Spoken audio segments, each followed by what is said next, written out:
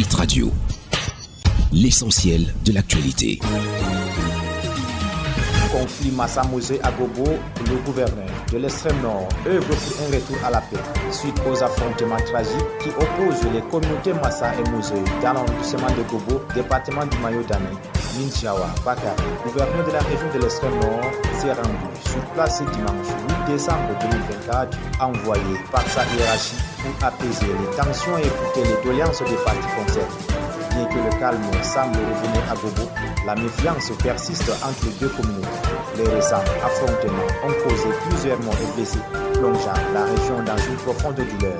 Face à cette situation, le gouvernement a effectué 2 grandes escales au canton Gobo, majoritairement habité par les Massa, et au canton Boukouni, fief des Mosé. Condoléances et messages de réconfort. Lors de ces rencontres, Minjawa Bakari a transmis les condoléances du couple présidentiel et a appelé à l'apaisement. Selon Cameroun Tribune, les échanges ont permis aux représentants de 2 communautés de s'exprimer, tandis que les Massa dénoncent les attaques répétées et réclament justice. Les Mosé insistent sur la nécessité de résoudre le problème récurrent de vol de bétail qui attribue à des complicités non sanctionnées. La digitalisation du processus d'obtention du visa permet une grande célérité dans les démarches.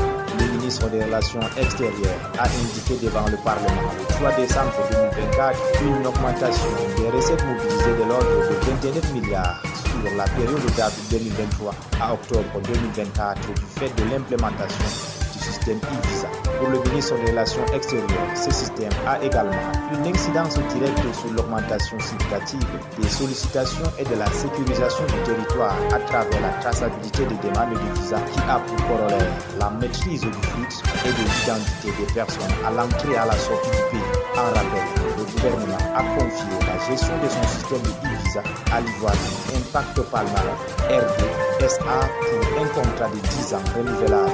En avril dernier, Impact Palmarin RDSAS a lancé le chantier de construction d'un data center à Yaoundé dédié à ce système.